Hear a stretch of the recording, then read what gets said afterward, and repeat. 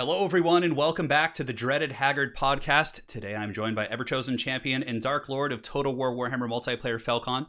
How you doing, man? You ready to party? Yes. Dude, Hello, Turin. I love the hood, man. It's so good. Oh, yes. Was The that Dark Lord hoodie is was here. that like a Halloween costume at one point, or do you just kind of like keep those things around the house?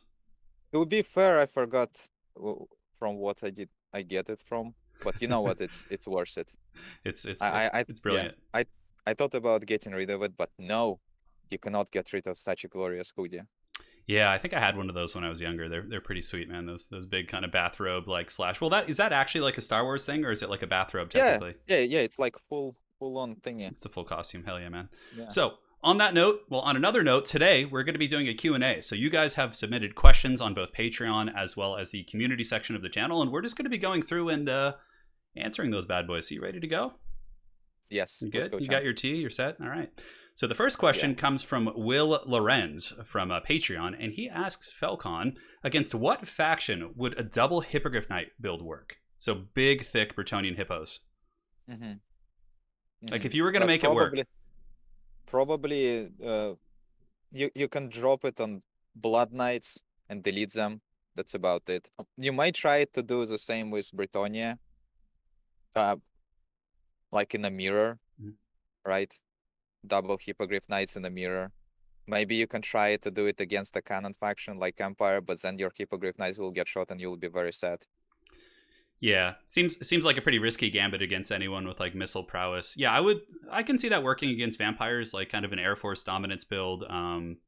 What about Chaos? I feel like you might be able to pull it off against Chaos, like just like a ton of shitty peasants, and then basically the hippos just sweeping through like the infantry and the monsters and stuff. Man, people try to do it even against Wood Elves. You can, of course. No, you may even succeed, but I don't know. It's Yeah, hard to you say. can do it against probably than any faction. You can do it against. You can try it because it's a very heavy investment in one thing. So it's like a cheese strategy, Yeah. like full air or something with Lewin double Hippognite. Sure, sure, try it. Yeah. Probably even the worse may struggle to kill it, but probably not. I've seen them used against dwarves before, for sure, to relative decent success. But yeah, in general, I mean, double hippogriff knight. Like, just in summary, what would you say is the best faction, like to use it against? Like, you would actually see this in like, let's say, a mid-level tournament game or like a high-level tournament game. You could see someone like whip this out and do well. Any faction, Any give me faction, that. dude. I'll Right. kill it. Probably Vampire counts. Yeah. They Yeah. don't have the range tools. I mean, it's going to come down to your micro, your engagements, and making sure you get the blood knights on the proper charge. But yeah, they have huge AP values, pretty good charge bonus. Like the blood knights won't get their charge, so I can see that being pretty decent. Next question is coming from David Skonberg. I probably mangled your name, so my apologies. But thanks again for the question, man. He asks, when are basic war wagons worth it? Uh, every time you want to use Outriders, they're just good. Yeah. Yeah. So Yeah. in the last tourney I played, I used a triple War Wagon against Chaos, and even though I almost lost, War Wagons, all of them get their wars, and one of them like something like freaking 2,800 value on a War Wagon. Yeah. So they're secretly OP, you just don't know it. Yeah, I agree with Felkon. I think War Wagons are a hidden gem on the Empire roster. Obviously, they've been considered a bit of a meme unit just because of the way they look. But in terms, ever since they got the ammunition buff, and I think they might have even got a damage buff, I can't remember. But I think the best faction that they're used against is Bretonnia. Like Bretonnia is going to be coming in with like questing knights, that type of aggression, and you just sit there with your War Wagons, popping those questing knights, popping those blood knights. Like they're super good in a lot of those kind of matchups. I think they're strong, but yeah, like anytime you would want to use Outriders, like ranged, hammering support. I mean, I think I agree with you, Felkon. Would you say like Bretonnia is probably the best matchup for War Wagons? Mm, no, What do you think?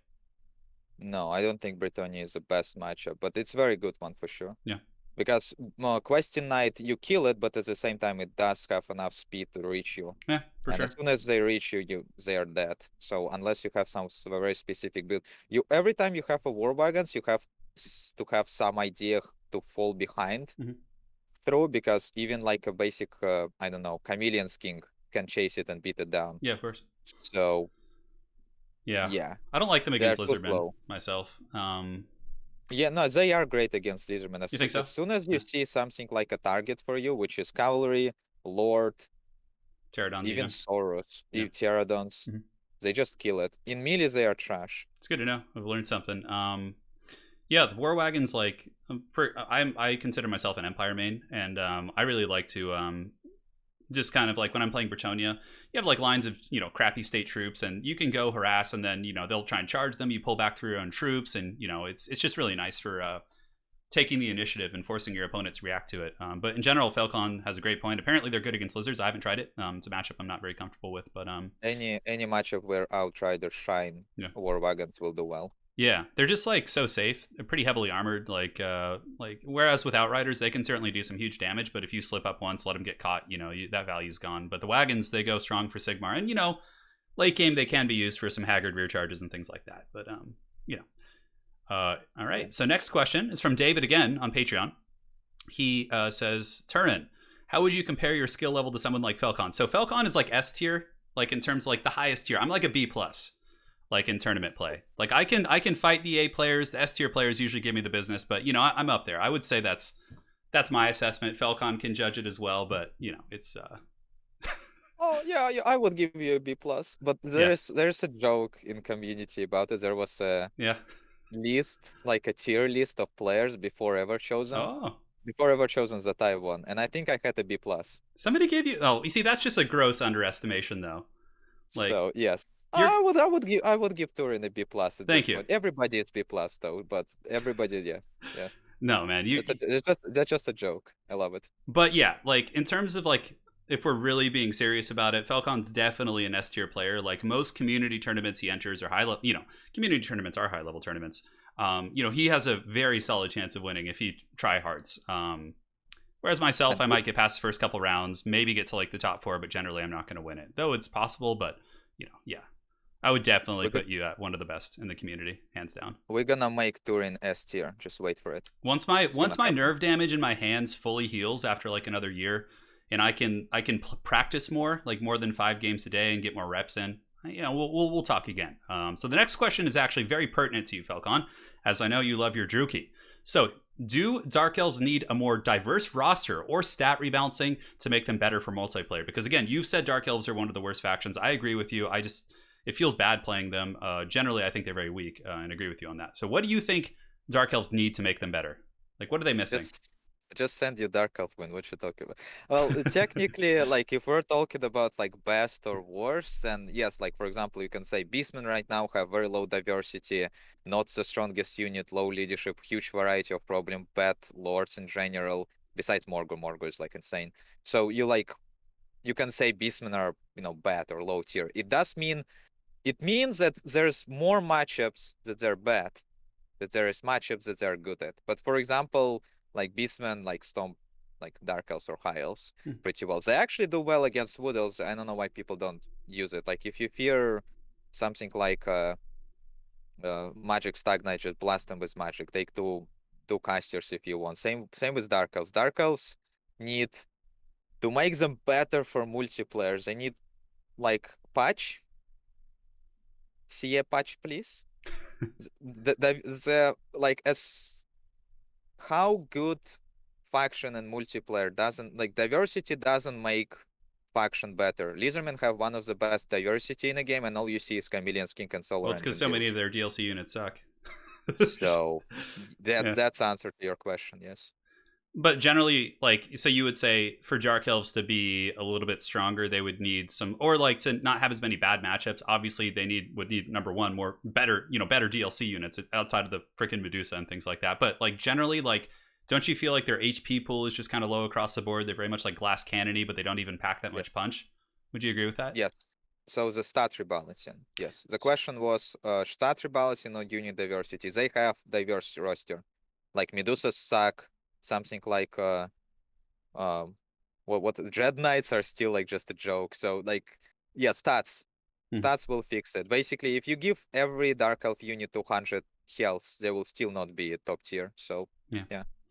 So stat rebalancing, perhaps some like functionality rebalance. We've seen things like that with like Globadiers, for example. Like you remember how globes used to be? Like they had that like anti-large weird, but then they made them like damage over time. Like I feel like with the Medusa, if they like made it more similar to like Sepulchral. I mean, I guess they're kind of the same, but like a better Arc of Fire. They're always obstructed and they just get shit on in melee too. Like, Yes, Medusas need. They are in descriptions. They are decent in melee. They lose to an eagle. lose to the Great Eagle. Yes. Yeah. So that's what need to be fixed for Medusa. But yeah, stats will fix, and that's true for all factions, not just Dark Elves. Yeah. All right, so next we have a question. Well, that was from NOJ, so thank you so much, Naj, for the question. You have one more question here, which is a little bit of a meme. So basically, if you're ever playing in tournaments and community leagues and things like that, you wouldn't be allowed to bring a triple Dreadsaurian Death Star. But he's saying, could you make it viable? What would that build look like? It's way stronger than you think it is. Yeah. It's not just viable, it's OP. Yeah. Triple Dreadsaurian. Yeah, try to beat it as Bretonia or something. If you cannot, like, even if you can spam, let's say, Hippogriff Knights, Dreadsaurians are superb at killing cavalry. They're really bad at taking fire, but you have 3 of them. So yeah, this is way stronger than you think, and there is a reason we have rules. So yeah, it's really strong when you get a critical mass of like big scary things like that. I mean, so to answer your question about a build, Felkon can, probably answer this after I give you the wrong answer, but probably triple Dreadsaurian, a Life Salon, some skink cohorts with javelins, and I think you're probably good, right? I mean, it's the question, triple Dreadsaurian Death Star. Triple Dreadsaurian Death Star means you have money for a Lord and skinks. There's no build around it. So yeah, sure. But yeah, so it doesn't matter what you take. If you're playing with your friends, it's really strong. But just take in mind, like if you're ever playing in any community events or even on ladder, you can't do that. So that's just for like custom game memeing and things like that. So all right, so now on to the questions here on the community section of the old YouTube. Lady Turin asks, "How dare you two not ask me for permission?" Okay, well, she says she's going to arm wrestle you, Felkon. So you better start doing some bicep curls, man. Shit. I know he's afraid. He's trembling. Okay, so a question from Razzleberry B. How many wolves could a skin wolf... Oh my god. How many wolves could a skin wolf skin if a skin wolf could skin wolves? Okay. Do you have anything to say about that? I guess we'll go on to the next wolf. I think skin wolf. Yeah, I think that's a fair answer. So Ryan Lopez, reveal total playtime for Total War Warhammer. All right, Felkon, what do you got, man? All right, let's check. let's do this, man. I'm like, oh god. The worst ever was my World of Warcraft playtime. That was like, sorry, I'm in the darkness right now because. All right, you go first. So Warhammer 1, but total playtime 40 minutes. Sounds good, right? Okay. Right. Warhammer 2, total playtime. Of course, there's like a lot of AFK and build, but yes, that means a lot. 5,792 hours. Damn, son, that's some serious business. I thought I had a lot, but so 5,700 for Felkon. For me, it's more or less 4,194 hours. And again, a lot of that for me is recording and stuff and streaming tournaments. But yeah, that's pretty thick for both of us, man. That's a serious... I'm right now in the game, so yeah. We got Zob Plays asking, what is the slowing effect of the Frostart Phoenix? There is none. Isn't that weird? Yeah. How, like, it doesn't actually have a slowing effect, the Frostart Phoenix? Man, I made a specific post on forums, just please Frostbite for Frost Phoenix, even if you drop some stats, just like, why? Let's not talk about it. It has an ability called the Blizzard Aura, which then you have things like Chillgeist, which have it. Like, this is a giant, like frozen bird with like a blizzard around it. I mean, it's clearly OP. You just don't understand. It's a Frostbite on a Frost Phoenix doesn't make any sense, and it's clearly OP. Oh, wait, it doesn't even have Frostbite? That's what I'm talking about. It doesn't have. There's no slowing. Yeah. Frostart Phoenix doesn't slow. All right. That's my favorite unit. It's so weird. That's the reason I bought this game. Just your icon in various like Discord and Twitch, I think your YouTube icon is a Frostart Phoenix. Yeah. So this one really hits home. I think. Yes. It's a deep burn for Felkon here. Thanks, Duff. I also love you. So we have a question from Card J Rabble. How does stock actually work? Do different units have varying levels of stock? For example, what he's essentially asking, he or she, is that like, do some units have better stock ratios? Do they get discovered quicker, et cetera, et cetera? So just a quick answer on how stock works, basically. Yes. Answer is yes. There is every unit has their own number. The best like, hidden stat of a tree man in a tree.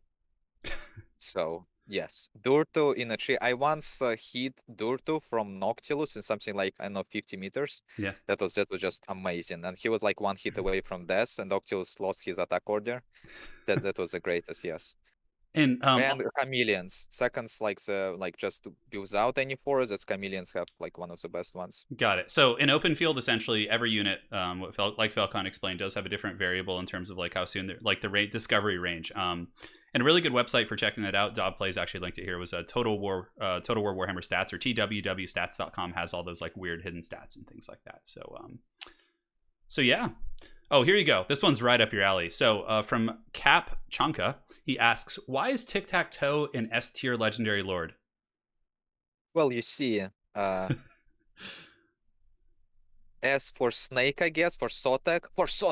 Yeah. Yes. Yeah. That's it. That's answer. Yes. So Felkon did win the we've had 2 open faction wars. So there's 2 faction wars on my channel. There's one that's an invitational to make sure every faction is actually seen. Then we have an open one where people can just sign up and play like one faction. Felkon actually won the first one with Lizardmen and Tic-Tac-Toe, if I'm not mistaken. Yes. I think he played Talakwa every single game, right? Yes. Yeah. Talakwa for the win. So like, just on a more serious note, what would you say are Tic-Tac-Toe's like biggest strengths? Like, how were you able to make him work against really good players? He never paid for himself. I don't know what you're talking about. How did you win games with him? Just outplaying them in every other way, basically? Yes. Tic-Tac-Toe strength is not about him. Technically, he can make a very strong Air Force, but Tiana makes stronger Air Force. He costs more, but he makes stronger Air Force. Yeah. With his passives, with Stand Your Die, Stand Your Ground, with Manticore Summon on a spot, and with Heaven's King with a passive. Tic-Tac-Toe he exists. He's cheap. I like him. He sounds cool. He can drop rock on you. That's pretty sweet. Yeah. S tier for Sotek, yes. The ultimate Tic-Tac-Toe disrespect is like if you beat someone with Tic-Tac, save that rock till army losses, and then like drop it on their fleeing lord just to like send a message. I definitely never did it I never did it, no. Yeah, definitely. I think you've done that before. It's pretty great. Yes. Next question is from Patrick Leonard. Thank you for the question. He says, Felkon, are you really better with lizardmen than you are with elves? Not sure I've ever seen you lose with Malekith on a dragon. Well, there was a never chosen that I lost with Malekith on the dragon. So, no. Yes, lizardmen, no bans. Fight me. Yeah. What would you say? Elves just, I don't like, I don't abuse like this heal blobs. Something like, at least I don't like to abuse heal blobs. If I have to, maybe, but like something like Ariel, Orion, ROR Stagnites, or like my favorite heal style is the dragons. Like add dragon plus the best way to keep him alive and stuff. So it's like Alariel, Dragon Princess. And now it's out of the meta because dragons can get shot by anything. So no. Lizardmen are way better right now than High Elves or Dark Elves. Wood Elves, of course, like they're strong. Everybody plays Wood Elves. It's like. Got it. So okay, so you're saying you are better with Lizardmen than you are with most of the Elvish factions, essentially. Like if it really came down to fisticuffs and you had to scrap, you'd want your lizards. Tic-Tac-Toe. Tic-Tac-Toe. S tier. All day, baby. Yes. So the next question comes from Marcius Marciunas? Yeah, I probably mangled that.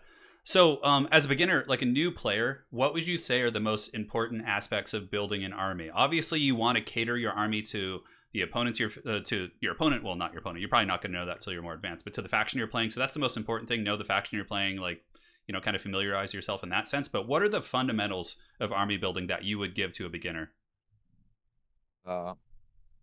Take a caster. Yeah, that's big. That's big. That's huge. Always bring a caster, unless you're dwarves, of course. Yes. Yeah. Yes. If you dwarves, take your Rune Lord, or Grombrin will have a smoke bomb. Yeah. So take a caster. Start by taking 2 of cheapest infantry that you get. That's just a start. Or maybe sometimes even 4, just at least 2. Like for example, basic spear units on the flanks are just always good. There's not a single situation in the game when these units will be just absolutely useless. So yes, take it. And try to think of your army. Of course, you want to like think about like what enemy will take, but you may overthink this like really quickly. Just try to, you need a plan on how you're gonna win it. If you don't have a plan and you just, oh, I'm gonna counter this with this, and I'm gonna counter this unit with like this unit that I have, and then you don't see any of this stuff that you just thought about, and there is some weird, I don't know, like Empire for Reichsguard Karl build for Reichland, and like, oh no, what do I do? And yeah, So just essentially, keep, what you're saying is, obviously, you always want to bring a caster. That's something that you see a lot of newer players do. They don't bring a caster. You always want to bring a caster. And Felkon's saying, correct me if I'm wrong, but you always want to bring like 4 of your baseline cheap, kind of state troop type units, especially spearmen. Throw them on the flanks with an infantry core in the middle, and that's like a really good start, right? Because then you can push the yeah, flanks with cavalry, with spear support. It's like good. I would say two, yes, two cheapest infantry just start. Caster, two cheapest infantry, and then focus on your plan of victory. Yeah. How you wanna win? What's units like? What units you wanna play it? And then after this, you fix their weaknesses with other units. Like Yeah. for example, let's say I wanna make a dragon work, right? I have few ways to do it. I can shut down like what kills dragon. Kill any range kills dragon. Dragon don't like even like 3 archers, any archers, like I don't know, peasant archers will kill a dragon. Yeah. How can I prevent it from happening? I can take artillery, I can take cavalry, I can punch through front line, but I need to do it. If I will have like none of that, if I will have just I don't know like line of just line of spears, a holding unit, and then my opponent have a bunch of archers that's gonna shoot both this spears, and as soon as the dragon is in range, they're gonna shoot a dragon. That's it. So try to like work around units that you wanna play, or you think they are good here. Try to compromise on their weaknesses with other units, and have a plan of victory. Like for example, if for a dragon it's easy. Like if dragon alive in late game, you won most of the time. Dragons are insanely strong in late game. Or let's say, of course, I'm talking about dragons. You love them, dude. Yes, let's say you want. Oh, here, wicked best strategy. You want a huntsman general build, right? He have a cool aura around him that gives reload skill and magic damage. And the strategy, let's say, like a good one, you can buff any range unit with this. A good unit to buff is yes, wicked. It's Hellblaster volley guns. Hell yeah. That's yes. And then after this, that's your win condition, at least the first win condition.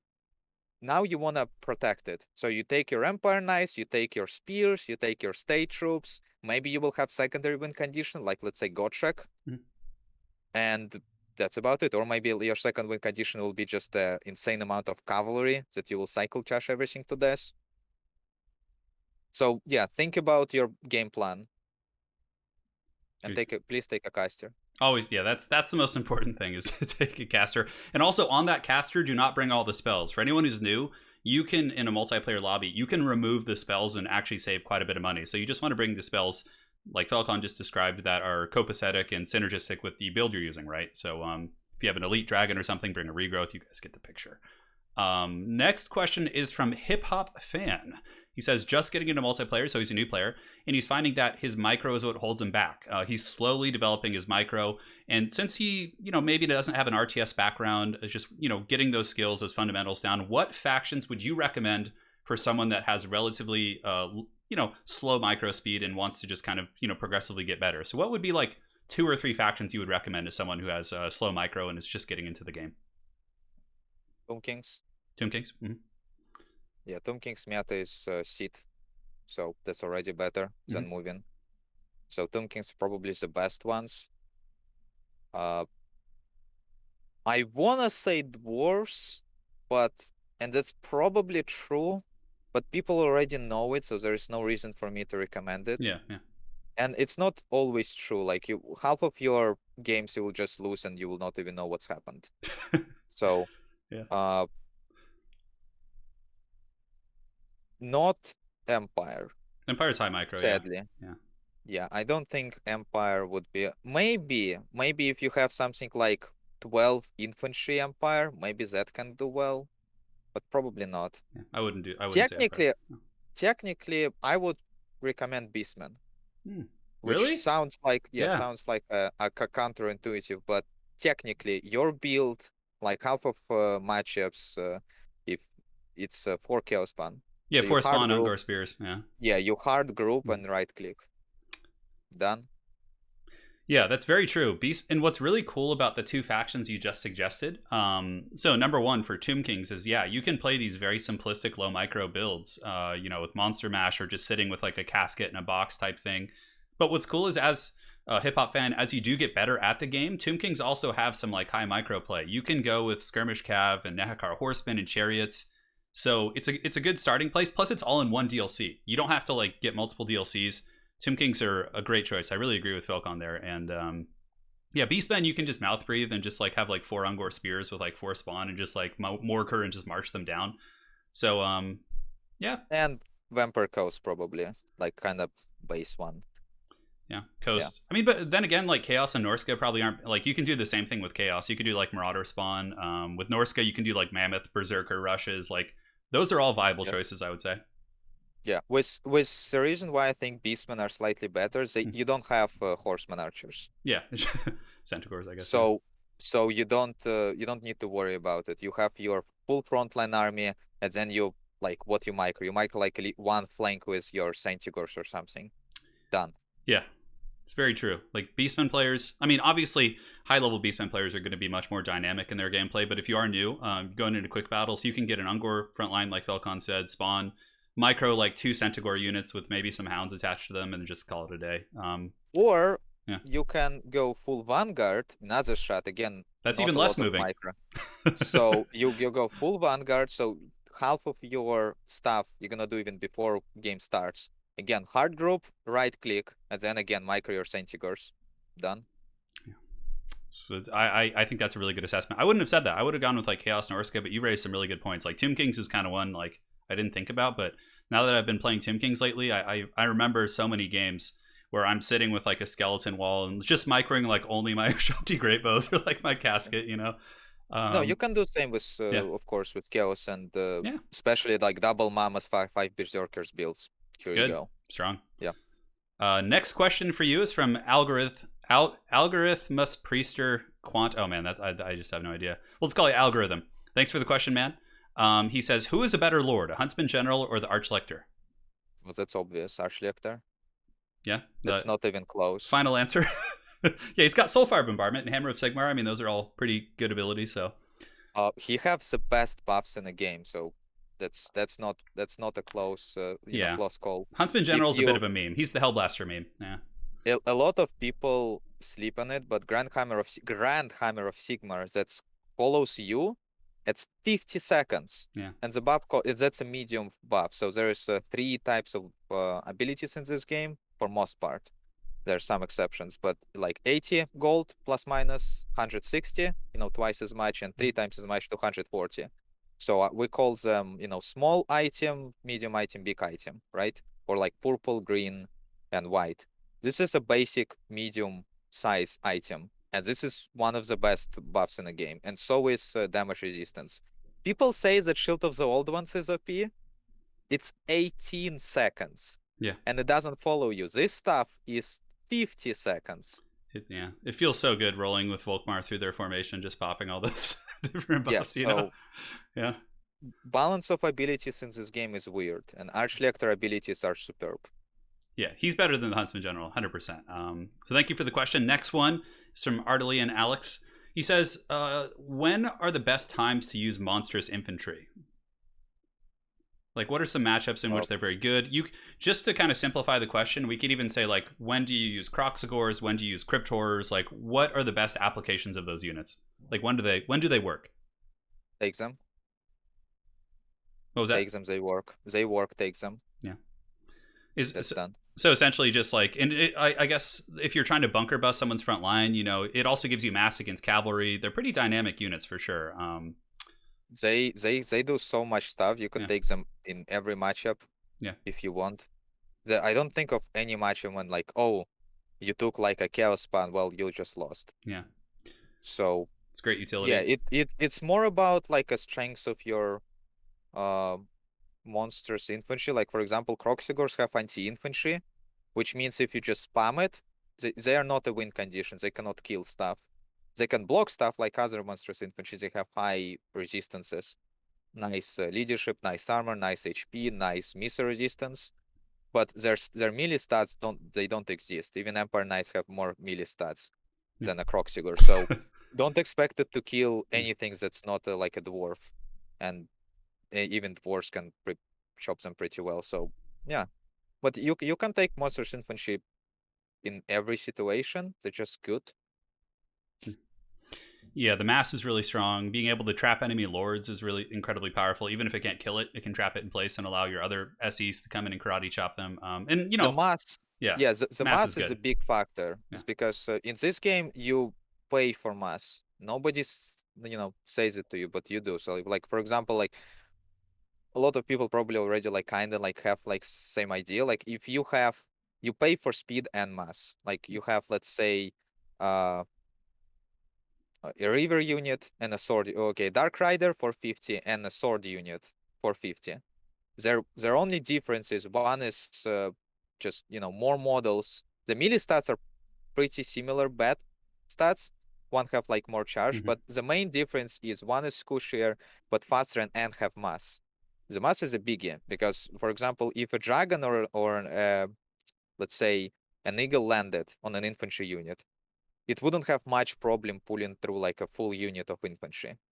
Only like when there's like a huge mass like body. But if the unit of Dark Rider will pin it and will not let it escape. And with Monstrous infantry is way stronger. Like unit of one model of Ushapti can stop a tear gaze from Getting launching away. in the air. Yeah. Yes. So Monstrous infantry have one of the best combined mass, I think, in the game, probably. Yeah, Like it's closer to a monsters, like a single entity monsters than to a cavalry. So yeah. absolutely. I agree with you 100%. I can't tell you how many games I've won by just cheesing with Throt. Like you're fighting like Luther Harkin, you summon Rat Ogres on top of him, he can't escape, you just win. Like you just kill him. It's really powerful. I mean, not all monstrous infantry are created equal, and I think a fun follow up to that question for you would be, in your opinion, what is the best monstrous infantry unit in the game? Like of all of them, Uh, who we the breadwinner? we were talking in clan with Raim about it, Mm-hmm. and it's kind of obvious when you think about the Chaos Span. Spawn are really good. Yeah, specifically the Beastman Yeah, Chaos because they have Span. poison. Yeah. Yeah, they are slightly even better than, but Chaos Span are definitely the best. So basically the question is, imagine like your, like for example, I know Empire or Dark Elves, they don't have monstrous infantry, right? What monstrous infantry would you take for them? And I think Chaos Span. Oh, having an unbreakable front line with mass like feels so good when you have state troops. Like, oh, all day, man. Yeah, Spawn are Yes. amazing. So It's so funny because they used to be god awful in Warhammer 1, but they got a lot of buffs and cost reductions. yeah, and like Yeah. for a worst one, I wanna say Crocs, Boxigors. Boxigors, yeah, Power Fist, They Croxigors. have one good matchup. They stomp. Actually, they don't stomp anything. They're so cool Yeah, though. there is. They're so Yeah, cool. yeah. The balance of Boxigors is weird. They kill cavalry, but they are 46 speed. Don't charge them. You're fine. So probably they are maybe the worst. In terms of like Maybe cost effectiveness, and also guys, take with a grain of salt. Everything we're talking about is for multiplayer. In campaign, only for obviously, multiplayer. yeah, it's it's Yes, it's different. that's a biggie. In multiplayer, it's all about cost. We have limited funds there. Yeah, And we don't have like economy like in campaign. We have 12,400 for everyone, 12,400 gold. For 1,700 gold, the meta is, I mean, the strength of units is slightly different. You can afford slightly more. yeah. For example, the crit horse probably wouldn't be that great in 1,700 funds Yeah. because they kind of like would be on a weaker side. They are small monstrous infantry. They're only 800, so they Yeah. are naturally weaker than other bigger ones. They just have the benefit of being undead, like invocation. Undead, Yeah, regen, high HP pool, mass, poison, good yeah. AP. So they are just utility unit. The Yeah. best way to use Cryptors is to stack them on Helm and Gorst and just cackle as they as they take all the shots for him. It's Shelman Gorst. glorious. Yes. So next question is from Zach Waite for you, Felkon.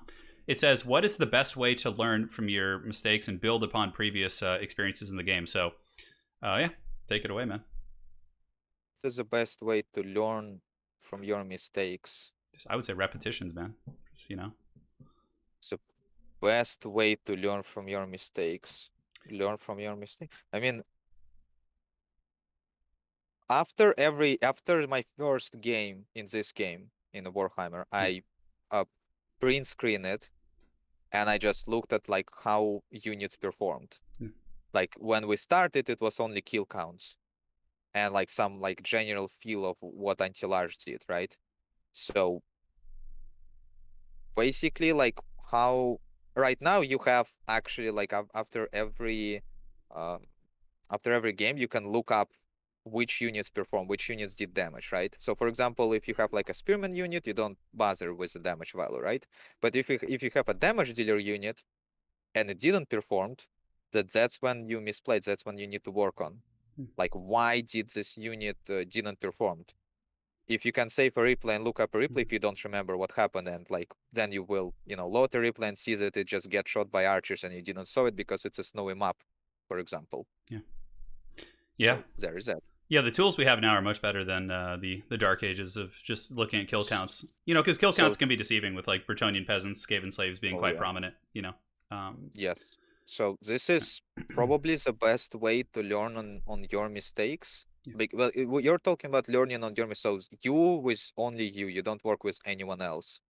So yeah, you just to see how you perform, how units perform. Yeah, I guess so.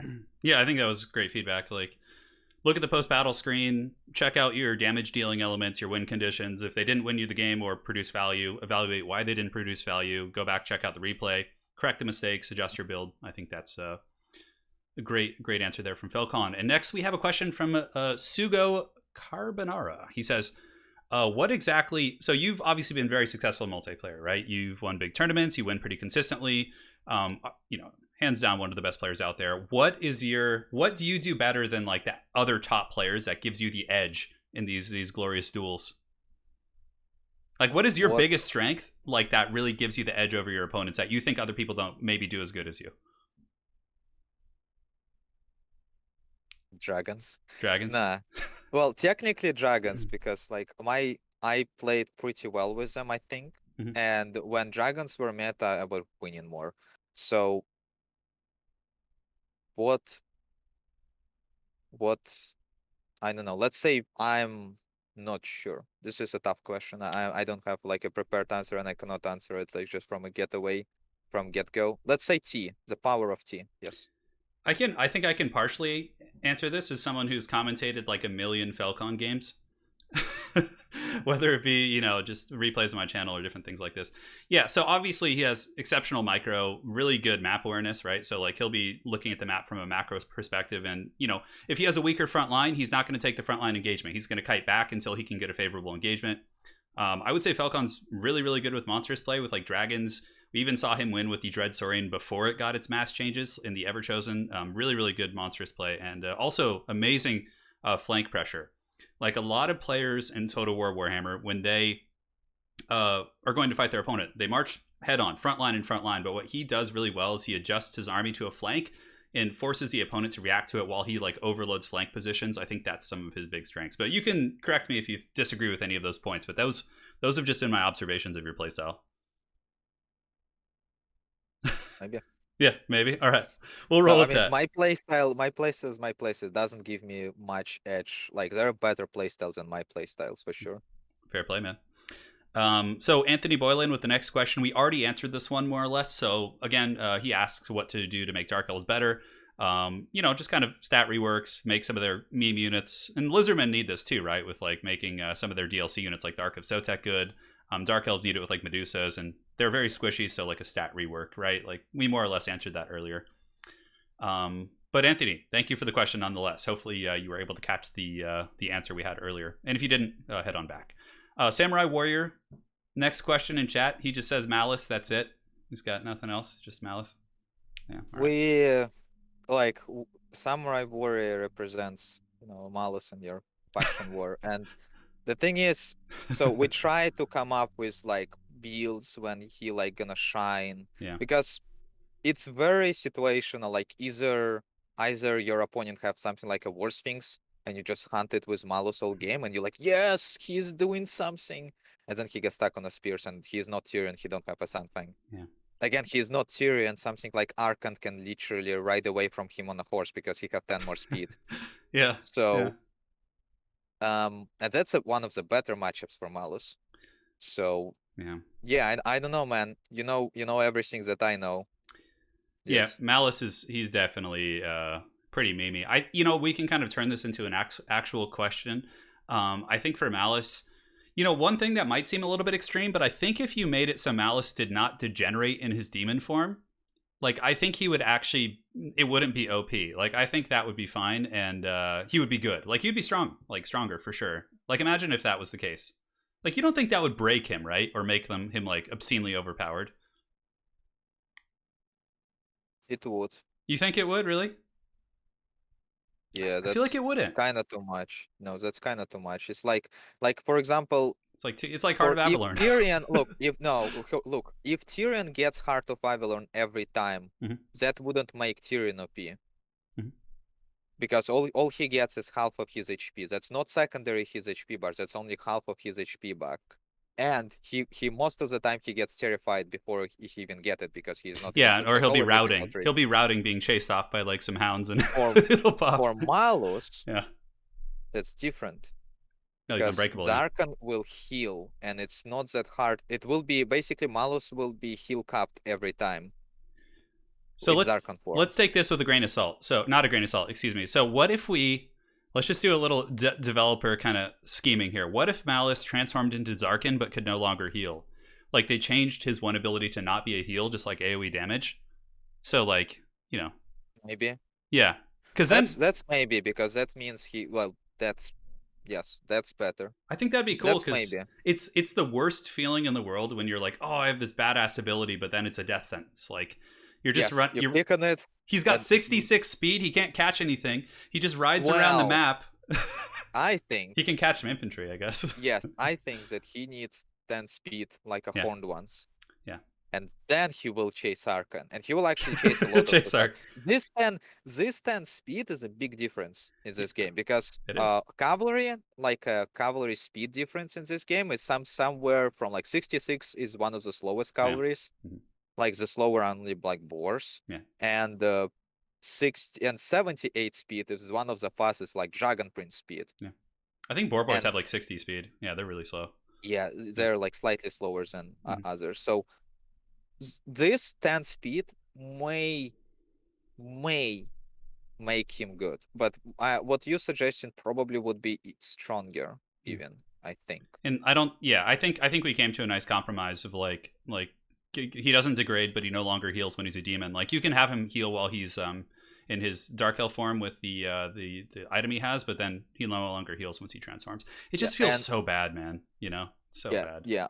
Well, I don't really like Malus, so it's fine. I like for example, the pirate, the Locker is my boy. All right. Yeah. I think to answer the previous question about what gives the edge me, I think I just like thought about it. Mhm. I play what I like. And when you play what you like, it's of course it's more fun, and you do better.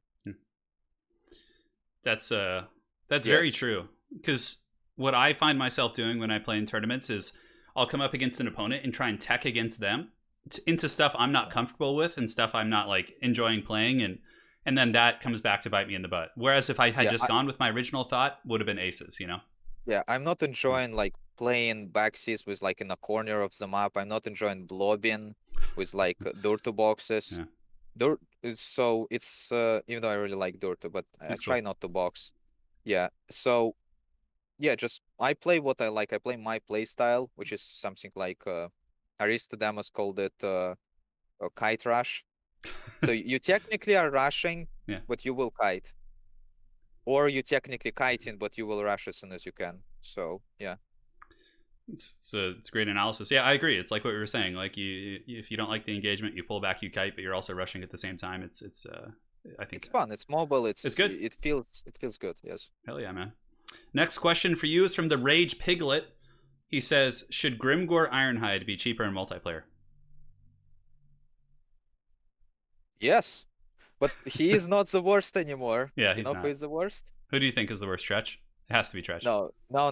In greenskins, Oh, he's okay. not even the worst greenskin. Yeah, there is one worse basic Basic war boss. warlord. Yeah, the basic war boss. He have like nothing. Yeah, He's like not very exciting. wyverns were a thing. Like as I said before, the dragons are out of meta, so they just get shot. So or they get pinned on the ground right now very easily. Yeah. So yes, it's very sad times for cool creatures like this. Yeah, these are dark ages we live in. And man, I just started playing High Elves myself, and I can't tell you how much fun I've been having with the Star Dragon. Like using Techless with Kindle Flame, netting something, and just freaking roasting it, man. It's like it feels so good, man. It's so fun. Yeah, I never doing it because I think it's a little bit beneath me. So yeah. It's peasantry. So yeah, you agree Grimgor should be cheaper. How much would you say? Like 100 gold or something? 100 to 200, like Nakai. There's I call it Nakai problem. Like Nakai costs more than Trog. Okay. And he loses. Oh, so there is very cool test. So you have Nakai, Kroxigor, Ancient, and Gorak, right? Yeah. Guess what? Nakai loses to Gorak while costing 400 more. Yeah. And it doesn't matter with abilities, without abilities, he just loses. And he's a bonus. He's supposed to kill those. He's a bonus. He's like an infantry killer, right? So I mean, yeah. No, he don't have. Does he have a bonus for his infantry? Nakai? Ancient Kroxigor have. That's the one that does. Okay. Yeah. So he wins. Yeah. And Nakai loses, and that's like the funniest part. That's like Ancient Kroxigor is better. And like Nakai is not great against Lash, like at all. He's just not good against anything. Yeah, poor guy. He is not good. Yes. It's a shame because he's such a cool character too. Yes, the Grimgor is kind of similar stuff. He should be good against like everything. Like you should fear fighting against Grimgor. Yeah. But instead, we're getting all these nets and stuff, but we're not actually getting like Grimgor like fighting capability to like beat a Star Dragon, for example. Because Star Dragon, he will beat a Star Dragon if Star Dragon will decide to fight. But who said the Star Dragon need to fight Grimgor? Right? Yeah, it can cycle charge when he's surrounded by shit, or choose its engagements. Yeah, Grimgor definitely. I mean, yeah, Sigvald is like he's the Footlord right now. He's cost effective. He's hard to kill. Yeah. Poor Grimgor, man. Next question is from Mark Moran. I think I can take this question. He says, what mods does the multiplayer community play with? Is it just vanilla? No mods, but the one thing that the multiplayer community, a lot of really high level players do is they use what's called the debug camera, which I suppose is a mod. Debug camera allows you to zoom out further and just have more of a macro perspective on the battlefield, whereas if you're using traditional camera, you can't really see the whole battlefield oftentimes. Just debug camera is all, I guess, I would say. And is there any unique key bindings? No, most people just use like basic control groups. So control 1 through 7 or 8 is usually what I'll see. Next question is from Thomas Prohaska. He asks, do you think we'll ever see a Thunder Barge? So do you know what the Thunder Barge is, Felkon? No. I guess it's some dwarven machine. Yeah, so basically in the lore, there's a famous dwarven engineer who would be actually a really cool DLC lord. He's an engineer and a slayer, and his name's Malachi Mykosin. And he creates a giant Dowie like blimp, like flying helicopter barge thing, and it has like all sorts of guns on the sides of it. So it would be like a 3,000 gold like flying Dowie blimp of doom. I think we could see that. Flying Jetsorian. Yeah, like we can see that. I'm not looking. Maybe they will just balance it out, but I'm not looking forward for this. The coolest thing ever would be if the Thunder Barge could load soldiers. So it could land, it could lift off. You could put like iron breakers in it, and they could like rope down or be like dropped down in like a elevator or something. That would be so cool. Or it could just land and drop off troops. That would be so fun. Oh, imagine that. That's cool. Yeah. Yes, that's a cool mechanic. I think that would be an incredibly awesome DLC. They get Malachi Mykosin, a Dwarf Slayer Lord who's like really beastly in melee, has a rifle, some cool engineering buffs, and then they brought like a Thunder Barge as like the big centerpiece. That would be like a dream come true. To be fair, not mine. I want just wheels. They have wheels. Dwarves in the lore. I don't know. Dwarves Maybe they have some wheel machines. So this is the thing that we all of us want because Like, okay, that's not cavalry, but that's basically a chariot Yeah. for dwarves. It'd be like Lord of Just the Rings, The Hobbit. You know, when they have like the chariots. Remember in the Battle of the Five Armies? well, these chariots are different because they're like kind of like steam chariots Yeah. because they don't like mount anything dwarves in the lore. Yeah. But yeah, this steam chariots, this is what we want. Yeah. Like a lot, like it's not just me, just nerf a lot of stuff for them, but gives them this cool stuff. Or runic. I think there's runic golems as well. So dwarves. Yes. I don't know. Somebody in chat could probably answer, but I think they have like golems, which would be really cool to give them. You would definitely have to balance it because that would make dwarves really hard to crack. Like if they had that kind of mass. Oh man. But yeah, I think Yeah, that'd just be neat. just balance it out and give them cool stuff. Yeah. All right, so the next question is from Jordan Johnson. Thank you for the question. He says, "What do you guys consider most when coming up with new builds?" We kind of answered that a little bit earlier. Best way to allocate funds. So, in case you missed it earlier, Felkon kind of went on this explanation of what's really important when doing your builds, right? Like you have your centerpiece, your central plan, and you build to address the weaknesses of your win conditions. That's more or less, I would say, a correct summary of that. But Jordan, if you did miss that, I would go back up. We had an earlier question where we talked about that in some substantial depth. So Major Mula has the next question. He says, "What could be done to make elite infantry more viable?" Because I agree, I think they're pretty bad right now. Disagree. You- Say are Black Orcs elite infantry? Yeah, for sure. Black Orcs are good. Are they bad? Oh, No. you said they're good. So Yeah. yes. So there is what could be done to make elite infantry more viable. Black Orcs are insanely viable. Mhm. So you just made more infantry like Black Orcs. What makes Black Orcs viable? ITP is really good. Great general stats, like just high. I mean, Black Orcs are kind of like dual purpose, right? They Their can, yeah. their stats are trash. Yeah, but they're durable and they're immune to psychology. Yes. Like the worst thing ever Yes. is when you have you know, like a chosen like running from like a stupid terror route and just getting chased off by like shitty hounds or something, you know? I would say the worst like example is something like Executioner. Oh god. Or Yeah. here like or sword no well Swordmeisters at least are Yeah, but they're like still not good. yes they are so same like Swordmeisters Executioner, so you get insane melee stats, like their melee attack is over the roof. They have like 48 Mhm. 48 melee stats. That's insane, but they are this stats doesn't help you at all in non-infantry grinds. Yeah. The Black Orcs don't have stats. Their Black Orc stats are shit, but they have armor, they have health, they have ITP, Yeah. they have mass, so they don't. They are great.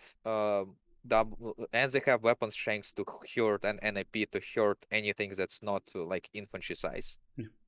So halberds right now are viable, more or less, like elite halberds, and like Black Orcs are viable, but elite anti-infantry blenders they're not, and makes them more like Black Orcs, so lowers their stats, makes them slightly worse against infantry, but makes them better against everything else. Will do it. Yeah. Mm, I agree with that. Black Orcs are great because they're durable, they're ITP, they have an amazing HP pool. That's the problem with other Yep. elite infantry is they're relatively squishy, they're not immune to psychology, they just get routed by terror and they die to stiff breeze. Yeah. I mean, I think in general, like, what elite infantry would you say are really good? I mean, I think Black Orcs Black Orcs. are amazing. They're probably one of the best elite infantry units. Yeah, the closer to Black Orc you get, the better. Yeah. Like other So like, elite Skaven elite infantry are trash. so for example, best chosen is Chosen are the okay. best chosen is basic chosen because they're the closest. Yeah, they have like They are 56 melee defense, and they're you just don't like need this melee stats. yeah, but it So still like helps. Still helps. no Yeah. no no no no. I mean, basic chosen are closer To to Black Black Orcs. Orcs Yeah. like than other chosen, even though they don't have IP, because like the cost and overall durability is same. You don't need to pay for more. Sure. Yeah, I agree with you. I think basic chosen are the strongest variant. They just have such good staying power. They have silver shields, right? Yes. Yeah. That's not the reason why they're great, but No, but it yes. still helps, So of course. they have Yeah. the best shield. They have 60%. That's Mm. not just Silver Shield. It's better than Silver They really Shield. have Yes. they have better than basic silver shields. Yeah. Yes. I didn't know Chosen that. are great. Yes. Yeah, So chosen and Black Orcs. Would you say probably the two of the best elite infantry in the game? well, I wouldn't say chosen. It's just I said out of other chosen, the Mhm. basic chosen are closest. What other elite So like infantry for would you say? example, like something like Marauder Champions great weapons, Hmm. even though they cost the same, they also have like weapon strength and stuff. They don't have armor, no ITP, Mhm. no, and instead they have this weird something like a charge bonus, and I don't know what they have.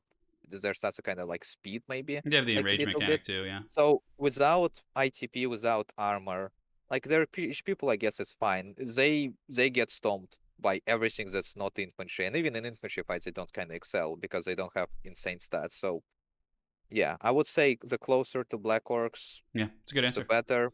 They might be. I like Blackguards. Yeah, they're not bad. They're useful. Yeah.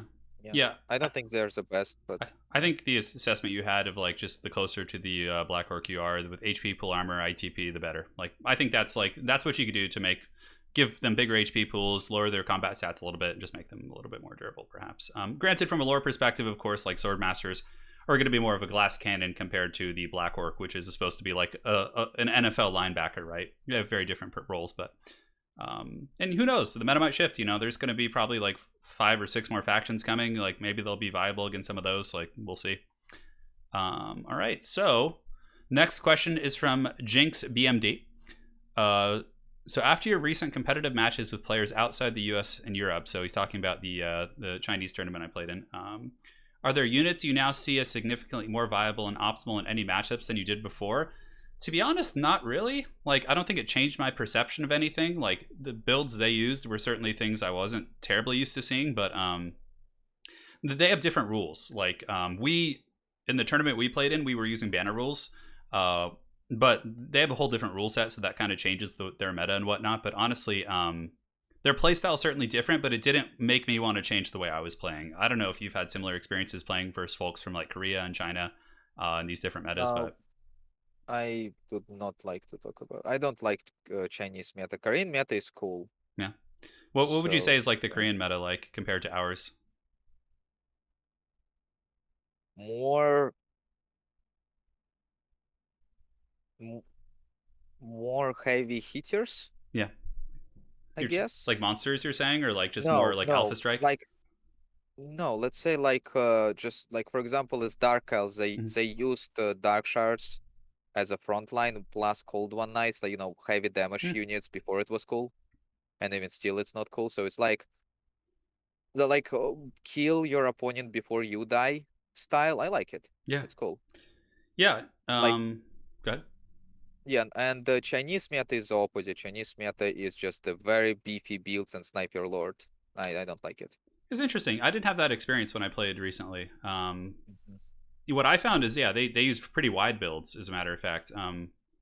Because I had played with a couple folks who were from China and on ladder and had run into a fair amount of very elite narrow builds, kind of like defensive, sometimes boxes. But yeah, in this tournament, the players I played, they were all great sports. It was a lot of fun. And yeah, they used wide builds, like almost always greenskins, stone trolls, and like a million goblins was very common with like Grom de Ponch. But yeah, it was fun. But I don't think it would make me change the way I play. Because again, a lot of their builds are developed under a different rule set, which someday hopefully we'll have like a unified rule set of sorts. I know Aerocrastic has been pushing and reaching out to other communities to kind of come up with a big kind of unified rule, which I think would be really healthy for the community. So Jinx BMD, thank you for the question. He says hashtag make Tretch meta. Well, Felkon can take care of that for you. Next question we have from Vlad Tudor. He says, what is the best way? So understandably, Felkon, Imrick is not good. But if you were to use Imrick, what is the best way to win consistently with Imrick? Not on a dragon. On It's horse? just for me, yeah, for me, Imric on a dragon, that's an Imric. Imric on foot, Imric on a horse, that's not Imric. So, but technically that's not the way. The way is Imric on a horse and use him as just like a noble, Yeah. like a glorified noble. It's like Alberic is a glorified paladin, right? In a lord slot. This guy is a glorified noble. That's basically it. He is good actually on a horse. He's not bad. Yeah, we saw that. I was watching Professor Pone playing against Dov the other day in our Legendary Lords tournament, and he used Emmerich to use Lord of Dragons on some Demograph Knights, and like he went with some Silver Helms and was able to clean up the demis pretty well, which was cool. So yeah, horseback Emmerich for sure. Sadly, he's like the Lord of Dragons, but like he sucks on a dragon because he's so expensive, which is really a shame. So we have another question here from not quite sure what the name says, BLCK. Why do you never place your backline infantry right on top of the artillery crew? I think he's asking Well, I guess we could both answer this. So typically, if you have an artillery piece, Felkon, like a cannon, do you put your infantry right on top of the crew, or how do you defend it? It's a weird question. You do put, right? Yeah, maybe he's talking to me. I mean, typically, I always have a spearman like right next to a cannon, but there are certain situations where if I don't have to worry about backline threat, so let's say I just have such massive air control and flank control with like cavalry, and they're like in a box where I don't defend my artillery with infantry, but generally, you do want to put something guarding it if you're worried about it. Otherwise, like you could just lose the game pretty Like quick. the only reason why you don't want to do it is when, like in artillery duel, you'll get unnecessary damage on your like defensive unit, but Yeah, that's it. yeah. Generally, you want to though. Next question from Starfire. He says, "Oh, he doesn't have a question. Just wants to thank us for all the videos and hard work. Hey, appreciate it, man. Thank you, Starfire."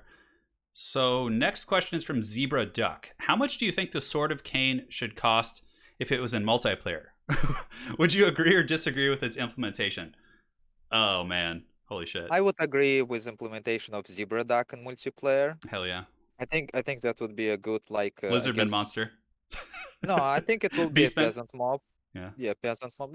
Yeah, that would be a pretty good one. I like it. yeah, I would definitely. It probably will be fast, right? So we'll bite it like fast attack unit. yeah. Nice.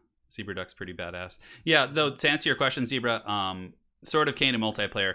I don't know. It's pretty absurd. Like all of its abilities, you'd have to like price it at such an extreme price point, and then it would also create like toxic gameplay because the army would be so small with just like Sword of Cain, and it would just be like, yeah, I don't think it should be implemented in multiplayer. That's just my 2 cents. But on that same note, you could implement it and just make it not as OP. Like you could make it like something that wasn't as busted as it is in campaign. But Creative Assembly doesn't usually do that too much, I guess, with like differentiating the items. So yeah. All right. So next we have a question from Crazy Cake Manflies. Okay, I'm just reading the question here. What do you think should happen to see? What do we think should happen to see the Vampire Count's legendary lords? Should Isabella stay a lord or be changed to a hero? And should the Strigoi Ghoul King be changed or simply abandoned as the Strigoi Bloodline generic lord seems better? So, Felkon, what do you think, one by one here, what do you think of Isabella as a hero instead of a legendary lord? Do you think that would be like, you'd see her more, it'd be more interesting, it'd be cool to run her with Vlad? Just kind of tone her down a little bit? Isabella is toxic, so no. Isabella, like her thing is she heals Lord to heal Cap or hero. So like if you take her, you will not take her with Vlad, like ever. Yeah, you Like take yeah, her with lore like a Blood bonus and Dragon Lord or stuff. something, yeah. Yeah, lore bonus is a real thing, by the way, for sure. Yes, yes. But you will take it with Blood Dragon Lord in the air. You want it? Yeah. So She would be really freaking strong as a oh, as a hero, with like really strong. with you can make it in von Karstein. That would be cool. A In von sub-faction, yeah. Karstein, yes, in von Karstein sub-faction, you can take like either Isabella, I guess Isabella as legendary heroes. That would be cool because this sub-faction don't have any strong. Basically Vlad is the strongest lord in this sub-faction, right? Because there are no bloodlines in this sub-faction. Yeah. No, you just have So the generic that, ones. yeah, the generic ones are not that great. So this is probably the way, Yeah, right? I think that's a cool idea because then it like forces you to take her with Vlad. Yeah, because I mean, from a thematic perspective, it doesn't really make sense. I mean, if you were going to make her a hero for generic vampire counts, you'd probably have to like change her a little bit. A lot. I wouldn't be opposed to it though. Like I always thought like if we're just looking from a thematic perspective and like how I really would rather see her as a hero.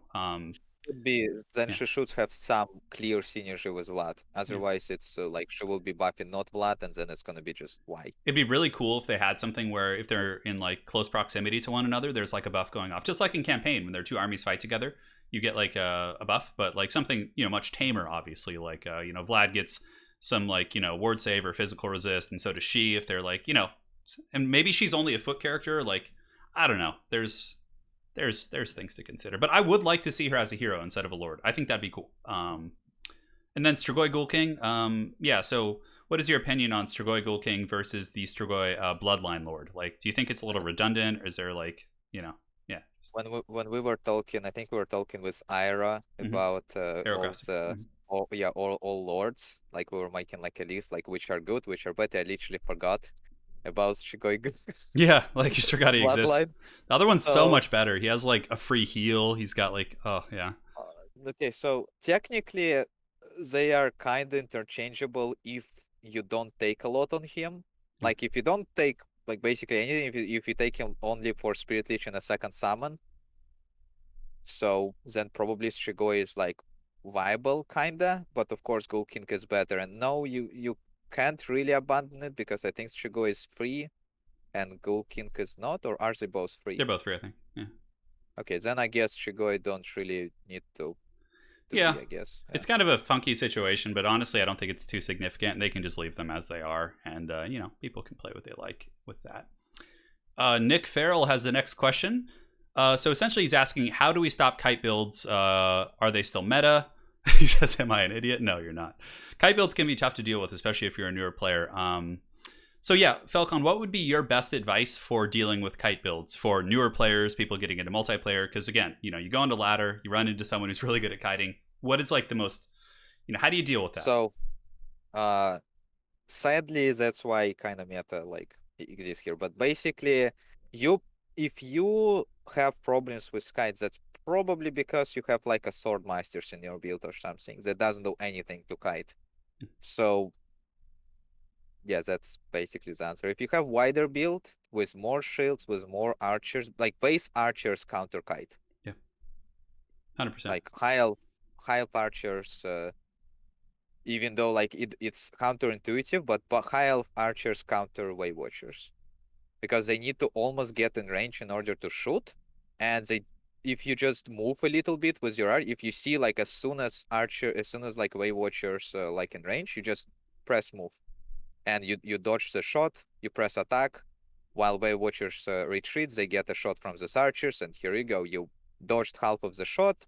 It's not effective to shoot your basic archer. Basic ground archers counter kites. They counter skirmish cavalry as well. So yeah, Yeah. take some archers in your build and drop units that will be absolutely useless against kite, and you're done. So, in summary, essentially, correct me if I'm wrong, but just go wider. Don't have as many elite, juicy targets for them. Bring cheap shit because like a Way Watcher, at however much it costs, shooting a cheap archer isn't going to be cost effective in the first place, generally speaking. And like with a wide build, you can often run them out of ammo, and then they're just going to die when they have to come fight like your cheap, crappy spearmen and things like that. But yeah, definitely go wide. Yeah. No, they're not meta, and no, you're not an idiot. That's a fair question. A lot of people have problems with kite. Yeah, it's hard. It's hard, especially people who are like really specialists at it. If you're not used to playing against them, it can be pretty. It can be pretty daunting. So yeah, don't stress it, man, and heed the words of the Dark Lord Felkon here, and you'll be all right. So next question is from Nikolov. He says, "Are high elves really competitive or not? If not, or not entirely, why is that?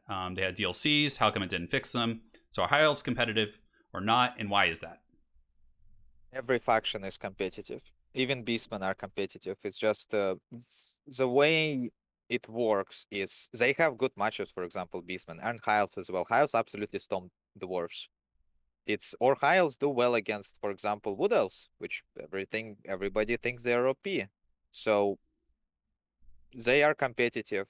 How it come it didn't fix them? It kind of fixed them because the main difference, but the best unit that they get is Metal Mage.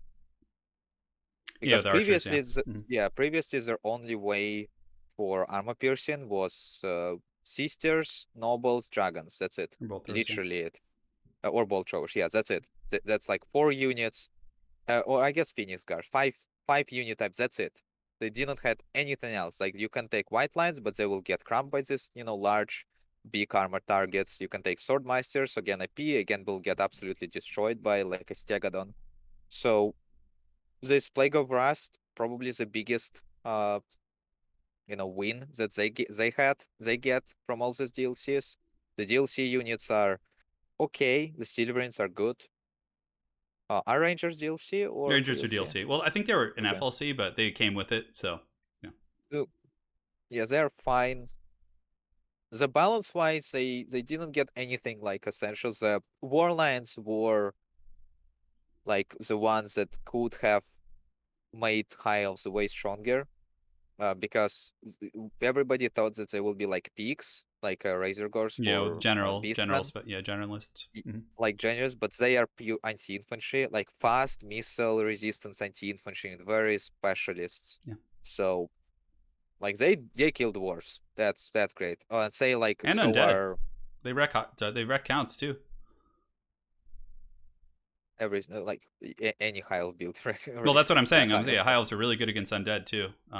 So it's yeah, or like warline chariots, basic warlines and chariots. So it's like it's hard to get some. They don't help in hard matchups, sadly. Like for example, against Beastmen. And again, like technically, Beastmen counter high elves. So if you play well, they will have advantage. They have way more stuff. You take like your 4 Razor Gores. Every cavalry that decided to charge you, you will, charge back. You take like, I don't know, your throwing axes or a Cygor Yeah, or basic even archers. Like if you have enough counters to if you have a Cygor, you already have answers to like the box. yeah, And if you take like Razor Gores, you have counters to cavalry. Just some support for Razor Gores like a Spears, and here you go. So that's why they kite you.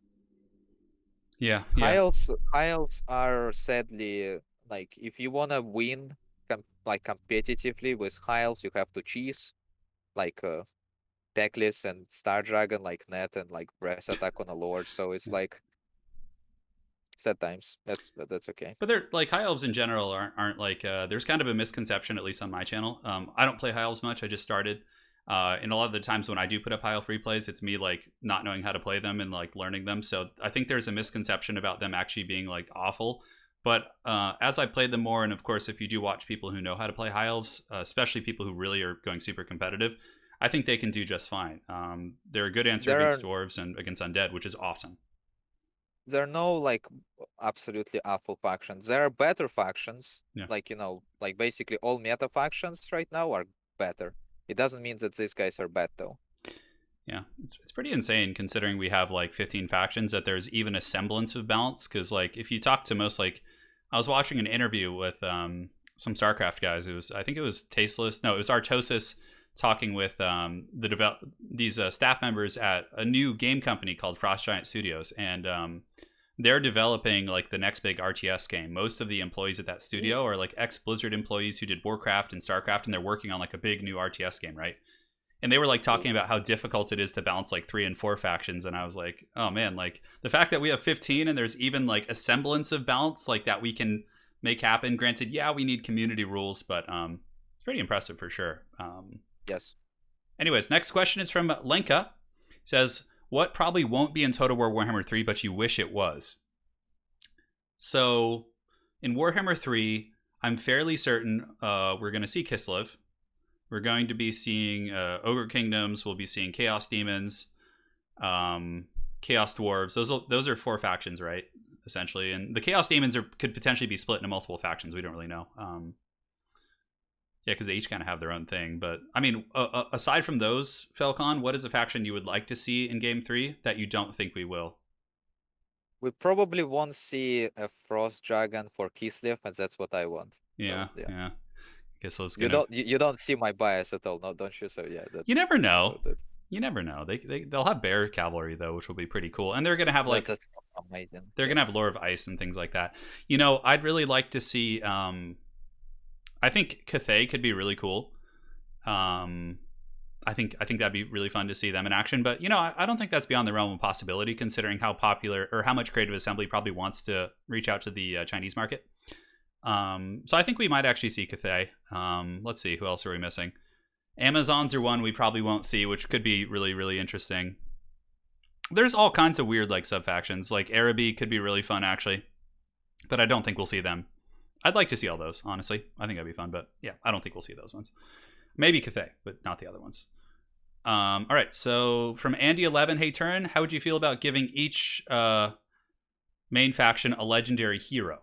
Okay, so if we're looking at factions that do not have legendary heroes, Most of them. yeah, most of them. Like you see, I don't know if we know enough about lore to really answer that question.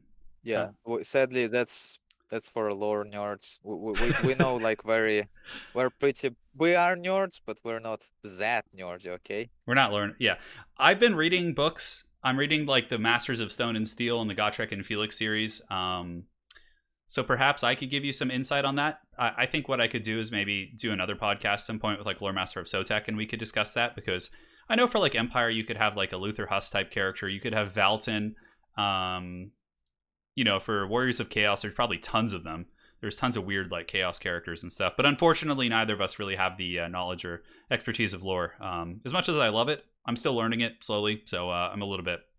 But I think that's a good idea. I think it'd be really cool if each faction had like a really neat, engaging hero that could open up other styles of play. I think that'd be awesome. Like, imagine if Dark Elves had Rakarth, the Beastmaster guy. Like, there's a legendary Beastmaster. Like, if he was like a hero you could bring, and he could like run with your Hydras and your Charybdis, that'd be so freaking cool. Yes. I want my anointed Opasurians though. There you go. I want my Frost Phoenix Lord. Yeah. And I want my Frost Phoenixes to be slightly more enjoyable though, but yeah. Yeah. Someday, my friend. Next question is from Jared Larkin. He says, why don't we see artillery stegodons much anymore? What other artillery units can they be efficient against? Shouldn't they be able to outduel almost anything due to their ability to be healed and their accuracy, I suppose? So I like this guy, and I love this guy so much. He don't play probably Lizardman campaign. That's awesome, man. Yes. But yeah, in campaign you see only artillery stegodon. So yeah, no, for multiplayer though. Yeah, there you go. But no, in multiplayer their shots are not great. In melee they are good. It's for box. You just see me play. Like you should watch a move hacker play. The Lizardman. You will see a lot of stegodons. Yeah, it's not uncommon.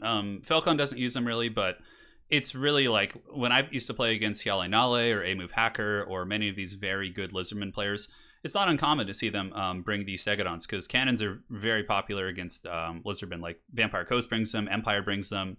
So coming with like two of those, forcing your opponent to move towards you, and then it's a viable strategy, and I think it's pretty strong.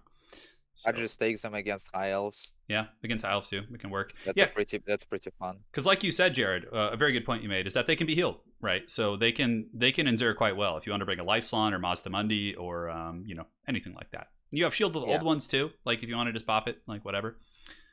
I just don't like, as I said before, I don't like this heal blobs and like box plays, so that's why you don't see it when you play. Do it. Yeah. So Glorious Feeder has a question for you. Name sounds quite familiar. I'm pretty sure he plays a lot of multiplayer. What are your 3 best factions? If you were put into a Roman Colosseum and you can only take 3 factions with you, what would it be? Dragons. Aside from dragons. Hey. It can be factions with dragons in them. No, if you take away my dragons, then there is none. How could you? So yeah. Lizardman. Okay. So if you have a follow-up question. If you had to get one dragon from the game as a lower back tattoo, which one would be and why? Interesting question.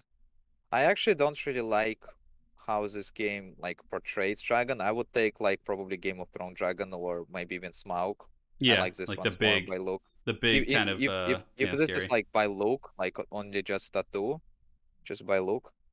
I actually think the coolest dragon is when you probably Sisters of Twilight, if you look or even basic forest dragon, because it's a butterfly dragon. Yeah.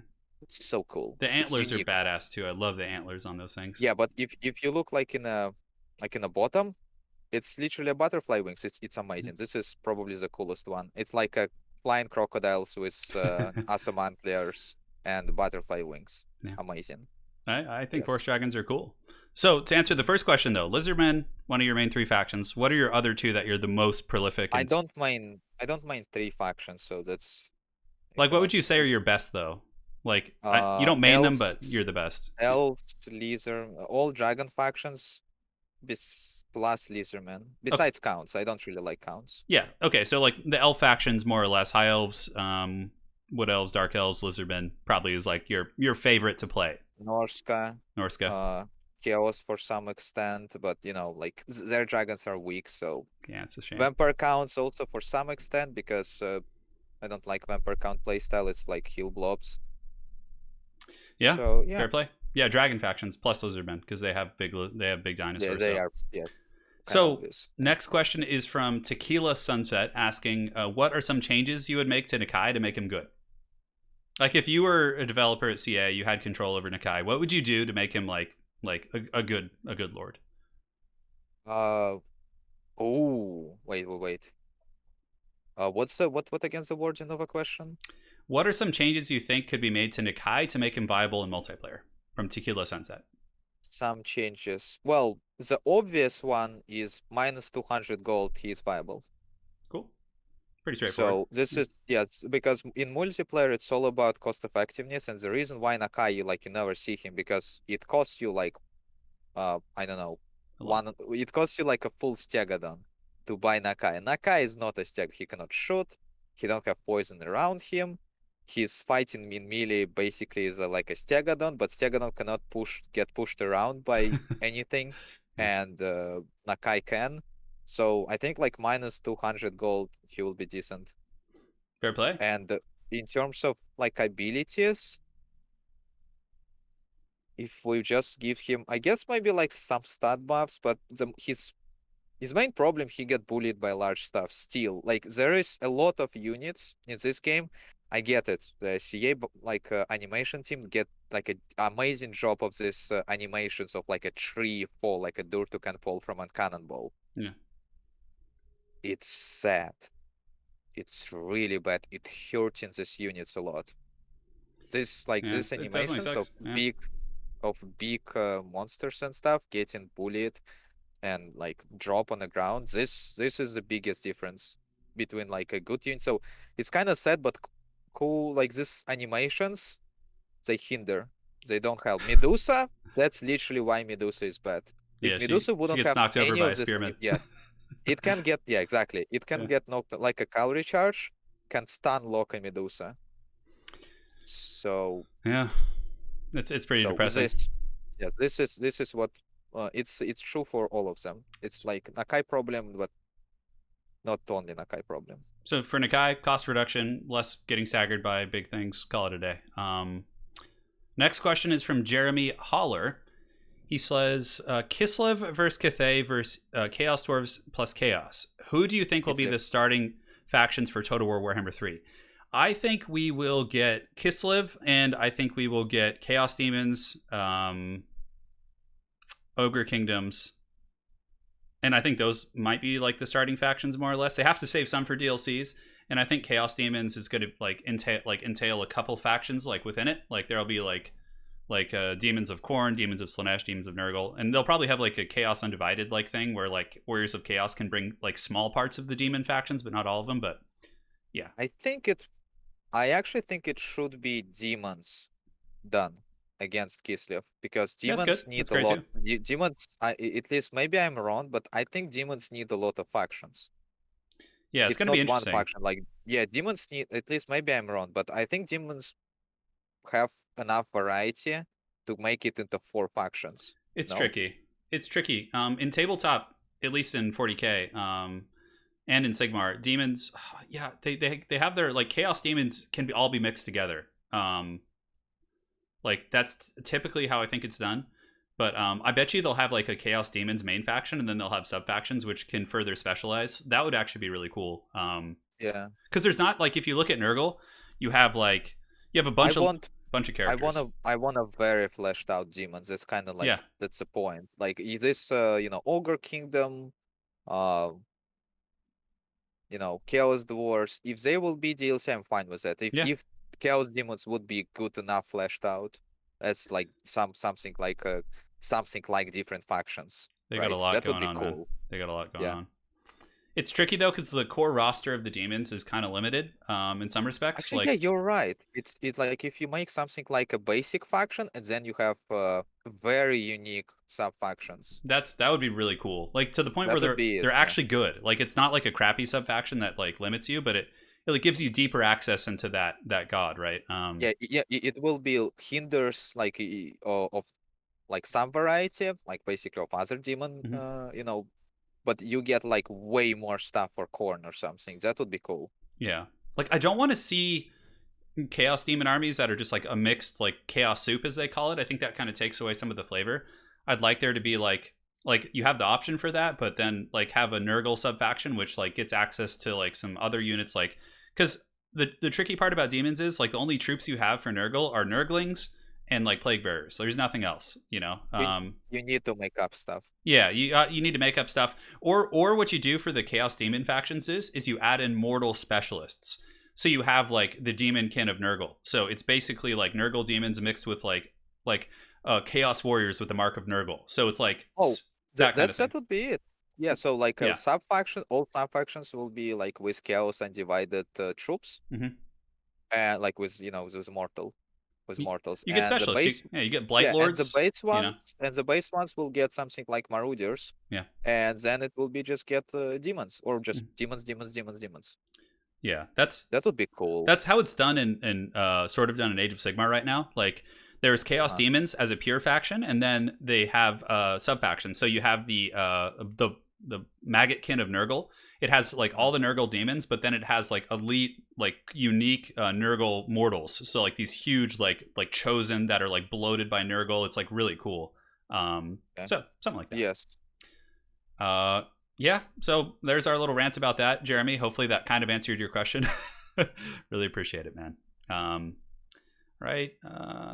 Ask about the Western versus Eastern meta. Yeah, so Nate Garrett, we did talk about that earlier, the differences between the European, American versus Korean and Chinese meta.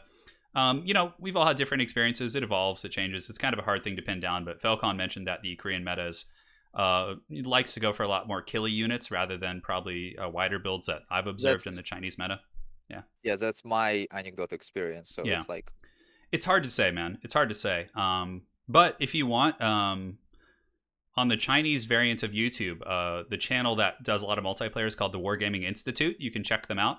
If you go to my tournament replays where I played in their tournament, there's a link to it. You can actually see their meta, their big tournaments, everything.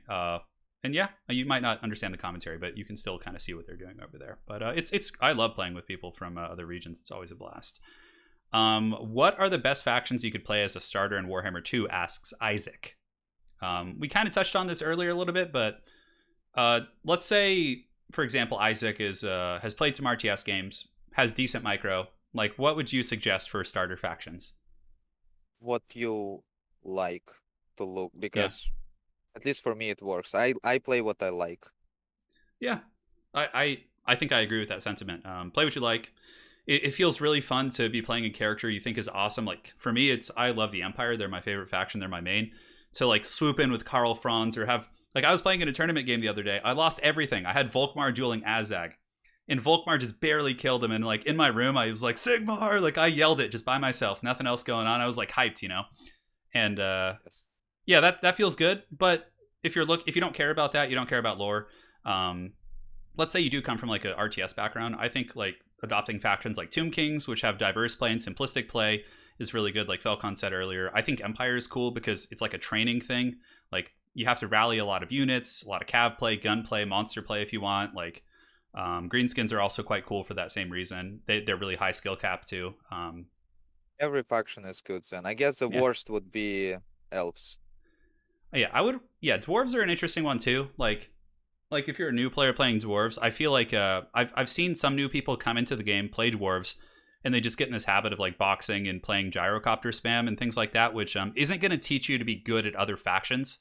So I would always like recommend picking up dwarves a little bit later, perhaps. Did I say the worst are dwarves? Did you say that? Yeah, did I say that? Or I don't remember. No, you said something else. I think. Okay, I hope I didn't. Yeah, sure. Because they're decent as beginner. It's just as Turin says, they don't help you to play Empire. So Empire. Like mix dwarves in, but also like play other factions because you want to learn how to play cavalry, and learning other factions also teaches you how to beat them. Like you feel the weaknesses when you're losing, right? And like you then know how to do that to someone else. How do you make a good build for FFA? Says Frank Castle, the great Punisher is here in chat. Felkon and I play some FFAs. What do you think, man? What is your favorite way to play FFA? Tic-tac-toe Vanguard. Yeah, Vanguarding is really good, Frank, because it can like.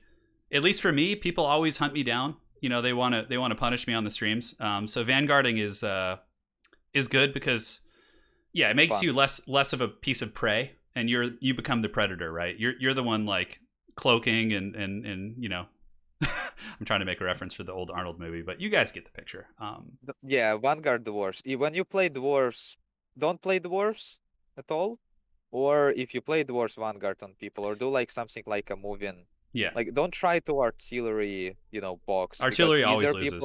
Yeah, either people will ignore you and just fight outside your range, or actually team up on you because like obviously you're an artillery guy. So yeah. yeah. So Frank, I agree with Felkon's assessment. He is wise beyond his years. And what I can recommend to you is bring a mobile build.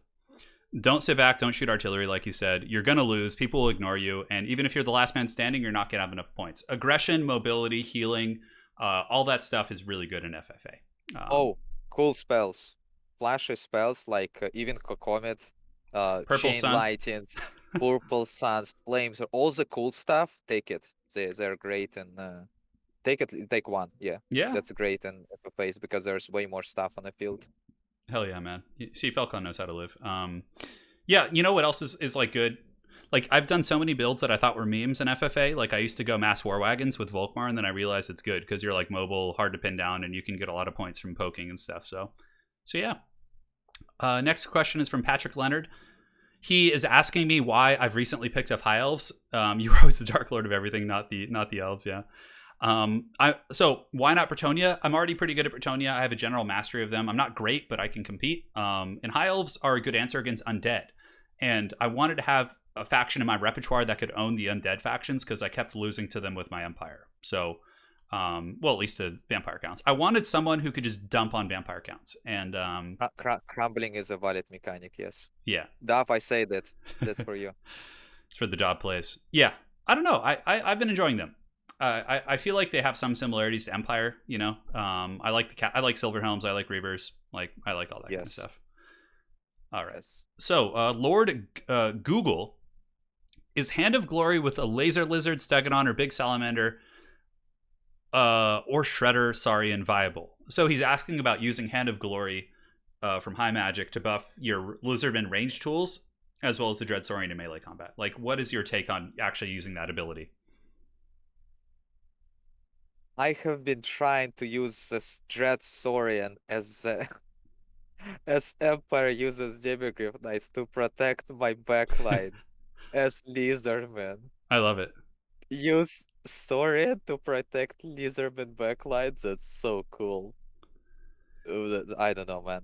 No, sure, but Hand of Glory means you need to take a slan.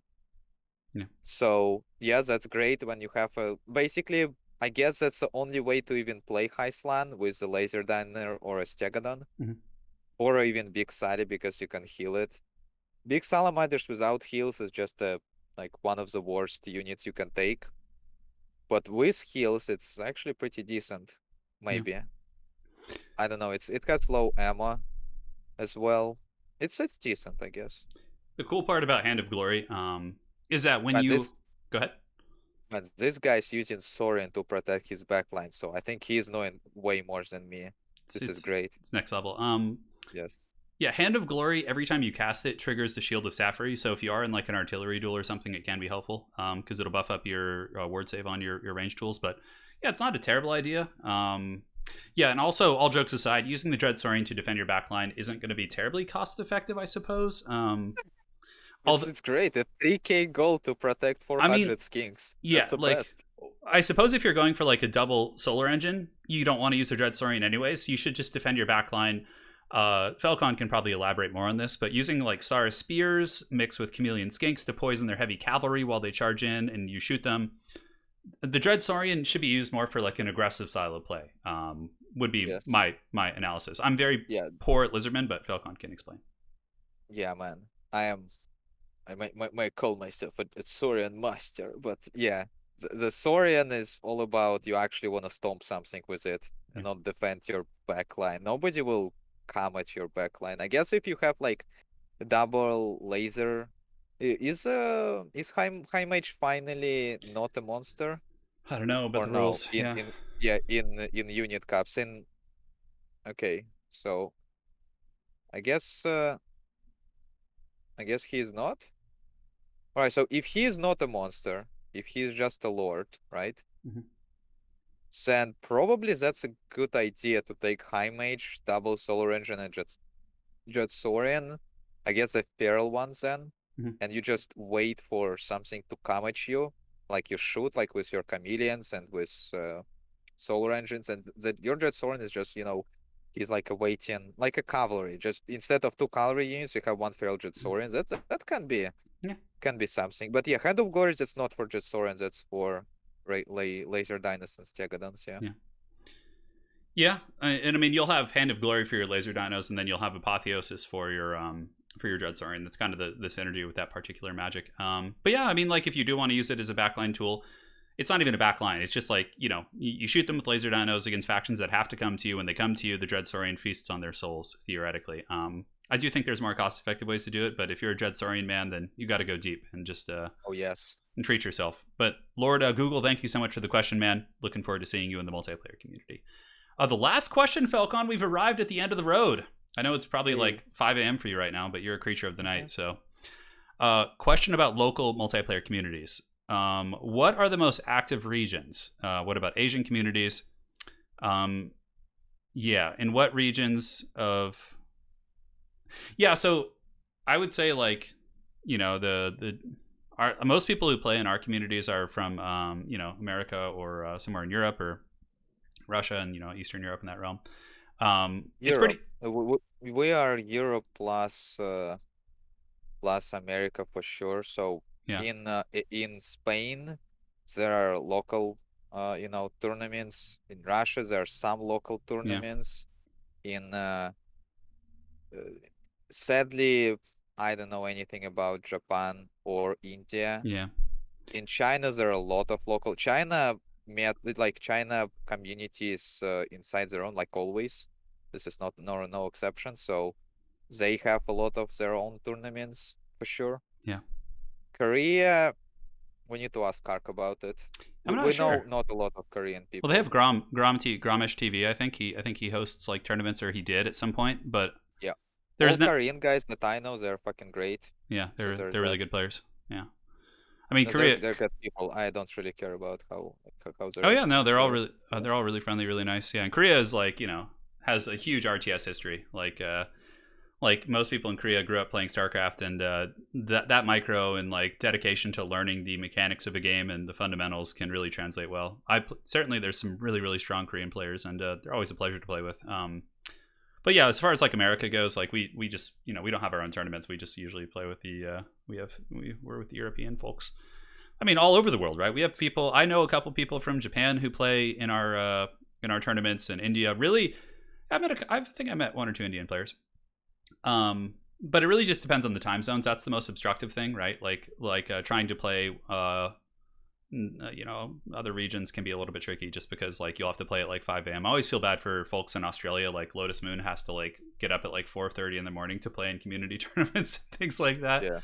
But yeah, it's a pleasure. That's the coolest part, man. Like about this YouTube and the tournament circuit is just like I've met so many cool people from like all over the world and made some great friends, and it's the power of Yeah. friendship, man. But the community is great. It's awesome. We don't have a lot of like toxicity Yeah, here not much. in multiplayer. That's just awesome. Mm-hmm. We have like just few enclaves and that's it. Like yeah, it's just awesome. That tournament communities that like we're talking about, of course, there's probably some other like non-tournament Yeah, communities that we're not aware of yeah, or much, probably.